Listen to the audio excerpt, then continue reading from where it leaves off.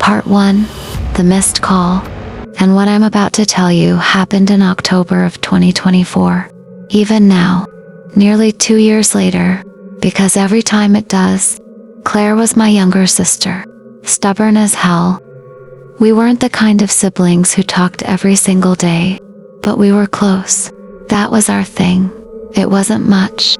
Claire loved it because it was peaceful. That's what she used to say. She'd text me late at night asking random questions. Do you ever feel like someone's watching you? Have you ever heard footsteps when nobody's there? I figured she was stressed from work. Looking back now, Friday, October 11th, the rain had been pouring all evening, nothing unusual. With a half-finished pizza on the coffee table, I glanced down. I considered answering. I was exhausted. I figured whatever it was could wait until morning. A few seconds later, my phone buzzed again. I looked at the notification. Then I locked my phone and tossed it onto the couch beside me. I'll listen to it tomorrow. Around midnight, I went to bed. Nothing felt wrong. No reason. Just a strange feeling. I checked my phone. For a moment, I thought about listening to Claire's voicemail. If I had listened, maybe things would have been different. But that's a question I'll carry for the rest of my life. My name is Ethan. Just outside Seattle, Washington. I still can't sleep when my phone rings after midnight. I remember Claire. She was 26 years old, and probably the funniest person I knew. If something important happened, we called each other. She lived alone in a small house about 20 minutes from my apartment. Just a quiet little place at the end of a narrow road, surrounded by trees. At least, a few weeks before she died, she had started acting strange. Things like, I always laughed it off. Maybe watching too many true crime documentaries. I wish I had taken her seriously. I remember the date perfectly, Seattle weather. I was sitting on my couch watching television. Around 11:47 p.m., my phone started vibrating. Claire. But honestly, I had work early the next morning, so I declined the call. Voicemail. For some reason, I just stared at it. I remember thinking, those were the last words I ever ignored from my sister. Nothing felt unusual, but sometime during the night, I woke up suddenly. No noise. The room felt colder than normal. 12:58 a.m. Then I rolled over and went back to sleep. If I had called her back, maybe not. Part 2. The news. The next morning, sunlight was shining through my apartment window when I woke up. For a few seconds, everything felt normal. Then I noticed my phone. 3 missed calls, all from the same unknown number. I frowned. Most people would have ignored it. Something told me not to, so I called back. The line rang once, twice, then someone answered. Hello, is this Ethan Parker? The voice was calm. Professional? Immediately my stomach tightened. Yeah, who is this? There was a pause. Then the man replied, This is Officer Reynolds with the King County Sheriff's Office. The moment he said that, my heart started racing. Police don't call you on a Saturday morning for good news. Are you related to Claire Parker? For a second, I couldn't speak. She's my sister. Another pause. Longer this time. The kind of pause that changes your life forever. I'm very sorry, Mr. Parker. My entire body went numb. The officer explained that Claire had been found dead inside her home at approximately 1:30 a.m. A neighbor had reported hearing a scream shortly after midnight. Officers arrived and discovered her alone in her bedroom. I remember gripping the edge of my kitchen counter so hard my knuckles turned white. Nothing the officer said sounded real. It felt like I was listening to somebody else's nightmare. Then he told me something that made even less sense. There were no signs of forced entry, no broken windows, no damaged locks, no evidence that anyone else had been inside the house. Nothing had been stolen, no fingerprints, no DNA, nothing.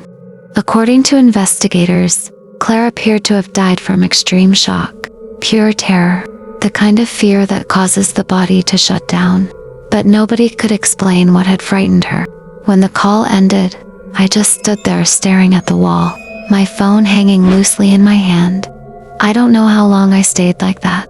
5 minutes, maybe 30. I couldn't think, couldn't breathe, couldn't process the fact that my little sister was gone. Then suddenly something hit me. The voicemail, Claire's voicemail, the one I never listened to. My heart began pounding. I grabbed my phone, opened my messages, and there it was. One unheard voicemail. 11:48 p.m. Just over an hour before she died. My thumb hovered over the play button. For some reason I felt terrified. Like some part of me already knew whatever was on that recording would change everything. Slowly, I pressed play. Part 3, the voicemail. For a second, I heard nothing, just static. A faint crackling sound coming through my phone speaker. I almost thought the voicemail was corrupted. Then, I heard Claire breathing, fast, uneven, like someone trying desperately not to panic. My grip tightened around the phone. "Claire," I whispered instinctively, even though I knew she couldn't hear me. The recording continued. A few seconds passed. Then her voice appeared, barely above a whisper. "Ethan." My chest tightened immediately. Something was wrong, very wrong.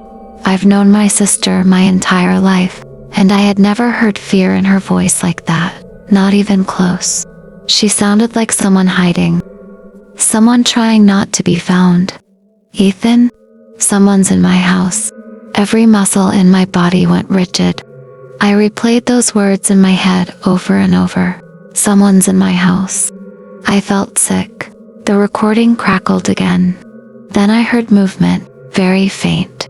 At first, I couldn't tell what it was. Claire spoke again, this time even quieter. "I can hear him walking upstairs." A chill ran through my entire body. Upstairs? That made no sense. Claire's house didn't have a second floor. It never had. It was a small one-story home. Kitchen, living room, bedroom, bathroom. That's it. No stairs. No upper level. Nothing. I sat frozen as the sound became clearer. Footsteps. Slow. Heavy creak. A long pause. Creak. Another pause. Creak.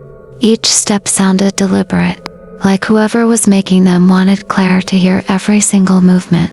The wooden groans echoed through the recording, and somehow they sounded impossibly close.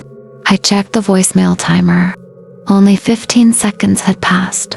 It felt like an hour.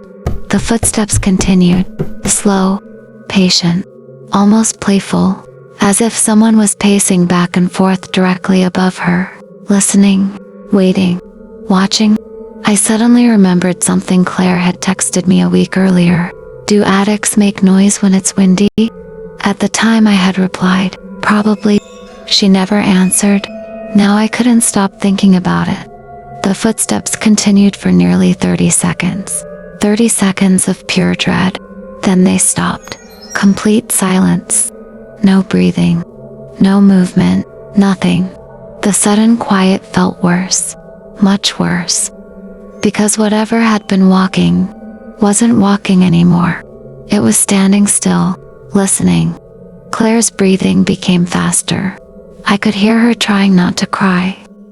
Then there was a soft sound, almost like a bedroom door opening, very slowly. The recording captured a faint creak. Claire gasped, the kind of gasp people make when they see something they weren't supposed to see. My heart slammed against my ribs. I wanted the recording to end. I wanted it to stop, but I couldn't move. Then I heard it, a voice, a man's voice, calm, soft, terrifyingly close. Not shouting, not angry, just speaking as if he were standing right beside her. Right beside the phone, he said, "Claire." A long pause followed. Then, "Why are you calling your brother?" I nearly dropped my phone. The blood drained from my face. The voice sounded so clear, so close, as if the man had leaned down directly into the microphone. Claire never answered. For several seconds there was only silence. Then came the sound of her breathing again. Rapid, panicked, desperate, and suddenly, she screamed. A scream so raw and terrified that it felt like someone drove a knife through my chest. The recording exploded with noise. Something crashed. The phone hit the floor. Static filled the speaker. Then, nothing. The voicemail ended. I sat there staring at the screen, unable to move, unable to think, unable to breathe. The timer showed 1 minute and 22 seconds. That was it. The last 62 seconds of my sister's life, and I had ignored it. I replayed the voicemail, again, and again, and again. Each time I listened, I noticed something new, something that made my skin crawl even more, because underneath Claire's breathing, underneath the footsteps, there was another sound, a faint scraping noise, like fingernails dragging slowly across wood, and it seemed to be getting closer with every passing second.